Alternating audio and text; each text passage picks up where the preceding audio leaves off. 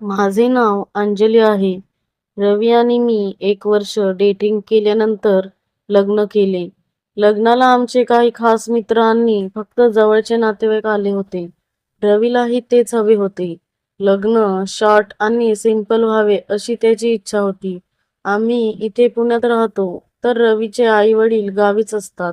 रवी त्यांच्या आईबाबांचा एकुलता एक मुलगा आहे. रवी फारसा कधी गावी जात नाही. जेव्हा कधी त्याच्या आई बाबांना आम्हाला भेटायचे असते, तेव्हा ते इथे पुण्यातच येतात. लग्नानंतर मी माझी नोकरी सोडून हाऊसवाईफ बनले आहे आणि घराकडे पूर्ण लक्ष देत आहे. आम्ही नुकतेच येथे एक छोटेसे घर देखील घेतले आहे. आमचे घर रस्त्याच्या कडेला आहे. खिडक्यामधून रस्ता दिसतो. आमच्या स्वयंपाकघराच्या खिडकीतूनही रस्ता दिसतो. रवीची ऑफिसची वेळ सकाळी 9 आणि त्यामुळे त्याला मी सकाळी लवकर ऑफिसचा टिफिन बनवून देते. सकाळी सकाळी स्वयंपाक करत खिडकीच्या बाहेरची वर्दळ बघणे हा माझा नेहमीचा छंद झाला आहे. गेल्या 2-3 दिवसांपासून आमच्या खिडकीच्या बाहेरच्या रस्त्याच्या पलीकडे साधारण 30ची एक मुलगी मला दिसते आहे. छान गोरीपान सुंदर. ती रस्त्या पलीकडे उभी राहून सारखी आमच्या घराकडे पाहत असते. पहिल्यांदा मला वाटले की उभी असेल कोणीची तरी वाट बघत, म्हणून मी त्याकडे दुर्लक्ष केले. पण परत तेच तेच होऊ लागले. मग मला वाटले की तिच्याशी जाऊन बोलावे. कदाचित ती आमच्या घराला दुसऱ्याचे घर समजत असेल. मी रवीला सांगायला गेले तर तो झोपला होता. मग त्याला न उठवता मी खाली गेले आणि रस्त्या पलीकडे त्या मुलीच्या थेट समोर जाऊन उभी राहिलो. तिला विचारले, "ताई, कोण तुम्ही? तुम्हाला काही मदत हवी आहे का? तुम्ही आमच्या घराकडे पाहून कोणाला शोधत आहात?" यावर ती घाबरून म्हणाली, "रवी इथेच राहतो का?" मी म्हणाले, "हो, पण तुम्हाला कसे माहीत? तुम्ही त्याला ओळखता का?" हे ऐकून ती घाबरली आणि घाईघाईत तिथून निघून जाऊ लागली.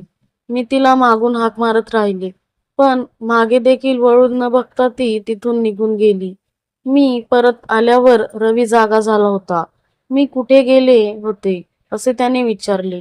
मी त्याला झाला सगळा प्रकार सांगितला. हे ऐकून रवीचा चेहरा फिका पडला.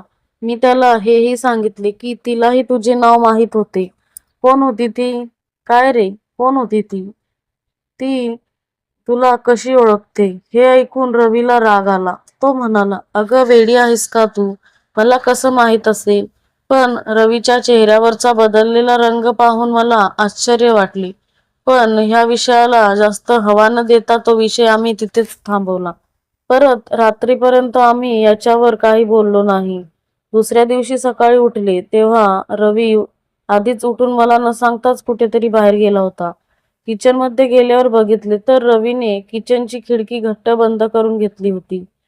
कशाला लावली रवीने ही खिडकी असा विचार करत खूप प्रयत्न करून मी किचनची खिडकी उघडली. खिडकी उघडली तशी आपसुकच माझी नजर खाली रस्त्यावर गेली. रस्त्या पलीकडे रवीला त्या कालच्याच मुलीशी बोलताना पाहून मला आश्चर्य वाटले. तो त्या मुलीवर रागवत होता आणि तिच्याशी ओरडून बोलत होता. ती मुलगी बिचारी रडत रडत हात जोडून काहीतरी सांगत होती. पण रवीने रागवत तिला बोट दाखवून निघून जायला सांगितले. काय चालले होते ते मला समजत नव्हते. शेवटी वैतागून मी खिडकी बंद केली. थोड्या वेळाने रवी घरी आला. मी त्याला विचारले, "कुठे गेला होतास रवी?" "हे काय खालीच गेलो होतो ब्रेड आणायला." हातातील ब्रेडचा पुडा टेबलावर ठेवत रवी म्हणाला, "जणू काही झालेच नाही असे." रवी वागत होता. त्याने खाली झालेला प्रकार मला अजिबात सांगितला नाही. मीही त्याला काही बोलले नाही. पण आता माझ्या मनात चित्रविचित्र विचार येऊ लागले आणि ते साहजिकच होतं. रवी माझ्यापासून काय लपवत आहे? रवीशी लग्न करण्यात माझी काही चूक तर झाली नाही ना? कोण होती ती मुलगी? रवीची एक्स गर्लफ्रेंड तर नसेल? रवीने फसवले आहे का तिला? कालपर्यंत मला त्या मुलीचा राग येत होता, पण आता तिची दया येऊ लागली होती. मला सकाळच्या प्रकाराबद्दल रवीला जाब विचारावासा वाटला, पण तो खोटं बोलणार हे मला माहीत होतं. या सगळ्याचाच विचार करता करता माझी तब्येत ढासळली. संध्याकाळपर्यंत मला सणकून ताप आला. संध्याकाळी रवी घरी परत आला तेव्हा त्याने मला पटकन तापाचे औषध दिले, पण मी ते घेतले नाही. मला रवीची कुठलीच गोष्ट आता ऐकावीशी वाटत नव्हती. शेवटी या सगळ्यांचा परिणाम म्हणून रात्री मी चक्कर येऊन खाली पडले. रवीने मला पटकन गाडीत घालून जवळच्या हॉस्पिटलमध्ये नेले. तिथे गेल्यावर मी शुद्धीवर आले. डॉक्टरांनी मला ऍडमिट करायची गरज नाही असे सांगून औषध लिहून दिले. रवी औषध आणायला केमिस्टकडे गेला आणि मी हॉस्पिटलच्या पार्कमध्ये बसले होते. त्याच वेळी ती मुलगी मला पुन्हा हॉस्पिटलमध्ये दिसली. तिला पाहताच मी पटकन तिच्याकडे गेले आणि तिचा हात धरला. तिला वैतागून विचारले, कोण आहेस तू, जिने गेल्या 2-3 दिवसात माझ्या आयुष्यात प्रचंड उलथापालथ निर्माण केली आहेस? सकाळी तू रवीशी काय बोलत होतीस? तुझा आणि त्याचा काय संबंध? मग त्या मुलींनी मला तिची आणि रवीची पूर्ण हकीकत सांगितली. मला धक्काच बसला. रवी इतक्या उलट्या काळजाचा का बरे निघाला? एवढी मोठी गोष्ट त्याने माझ्यापासून लपवून ठेवली. दुसऱ्या दिवशी संध्याकाळी मी त्या मुलीला घरी बोलावले. संध्याकाळी रवी घरी आला असता आपल्या घरात त्या मुलीला पाहून चपाचप तिच्या अंगावर ओरडला. रेवा, तू इथे कशी? चालती हो आधी. तुला सांगितले होते ना अंजलीपासून दूर राहा म्हणून. तरी तू का आलीस इथे? मी आणले रेवा वंसांना इथे. त्यांना काहीही वाईट साईट बोलण्याचा अधिकार तुला नाहीये रवी. मी रवीला म्हणाले. रवी एकदम चकित होऊन माझ्याकडे बघतच बसला. मी म्हणाले, हो रवी, मला सगळे माहीत पडले आहे. किती कठोर आहेस तू. लाज वाटते मला तुझी. रेवाताई तुझी सख्खी बहीण असून देखील तुला तिच्याबद्दल जरा देखील माया नाहीये का? खरं तर रेवा ही रवीची सख्खी बहीण होती. 2 वर्षांपूर्वी तिने पळून जाऊन लग्न केले होते. तेव्हापासून रवी आणि त्यांच्या आईबाबांनी रेवाशी सगळे संबंध तोडून टाकले होते. इतकेच नव्हे तर मला देखील तिच्याबद्दल काही सांगितले नव्हते. काल मला रेवाताई हॉस्पिटलमध्ये दिसली तेव्हा तिने मला सगळी हकीकत सांगितली. आता रेवाताईचा नवरा हॉस्पिटलमध्ये ऍडमिट होता.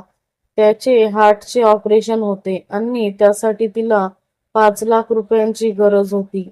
म्हणून ती रवीला मदतीसाठी भेटली होती. पण रवीने तिला पैसे देण्यास नकार दिला आणि तिला उलट तिथून हाकलून दिले. रेवा ताईची कहाणी ऐकून मला फार वाईट वाटले. मी रात्रीच 5 लाख रुपये तिच्या अकाउंटमध्ये ट्रान्सफर केले आणि तिला दुसऱ्या दिवशी संध्याकाळी घरी बोलावले. मी रवीला म्हणाले, इतका कसा रे तू निर्दयी झालास? झाले गेले सगळे विसरून तू रेवाताईशी समेट का करत नाहीस? अरे कितीही झाली तरी ती तुझी सख्खी बहीण आहे. ज्या माणसाला स्वतःच्या बहिणींचे अश्रू बघून दया येत नाही त्या माणसात माणुसकीच शिल्लक नाही. मला अगोदर माहित असते की तू इतका कठोर आहेस तर मी तुझ्याशी कधी लग्नच केलं नसतं. माझे बोलणे ऐकून रवीला वाईट वाटले. त्याच्या डोळ्यातून अश्रू वाहू लागले. तो ढसाढसा रडू लागला आणि रडत रडत तो म्हणाला, रेवाताई मला माफ कर. मी तुझ्याशी असे वागायला नको होते. पण आम्ही तुला खूप लाडाकोडात वाढवले होते. एके दिवशी तू कुणालाही काहीही न सांगता घरातून पळून गेलीस. अगं तुझे प्रेम होते तर आम्हाला कमीत कमी विश्वासात घेऊन सांगायचे तरी होते. पण तू पळून गेलीस आणि आम्हाला एकदम आमचा विश्वासघात झाल्यासारखे वाटले. गावात आपल्या कुटुंबाची खूप बदनामी झाली ग. म्हणून आम्ही ठरवले की आता तू आमच्यासाठी मेलीस. पण आता झाले गेले गंगेला मिळाले. मला एकदा माफ करून बघ. मी आईबाबांना पण समजावेन. ही वेळ परत येऊ देणार नाही. आमचेही चुकलेच. रवीला रडताना पाहून रेवा ताई देखील रडू लागली. त्या दोघा भाऊ बहिणीला रडताना पाहून माझे डोळे देखील भरून आले. पण आता त्याच्यातील सर्व तक्रारी दोघांच्या अश्रूंनी संपवल्या होत्या. मग रवी स्वतःच रेवाताईला घेऊन हॉस्पिटलमध्ये गेला. त्याने आईबाबांनाही फोन करून पुण्यात बोलवून घेतले. त्यांना समजावले. दोघांनीही आपल्या मुलीला मोठ्या प्रेमाने मिठी मारली. आता रेवाताईच्या पतीची प्रकृती चांगलीच आहे. देवाकृपेने आमचे सगळ्यांचे आयुष्य आता सुखी झाले आहे. तर मित्रांनो, तुम्हाला ही छोटीशी कथा कशी वाटली ती कमेंट करून नक्की कळवा. आणि असेच नवीन नवीन कथा ऐकण्यासाठी चॅनेलला सबस्क्राईब करा. धन्यवाद.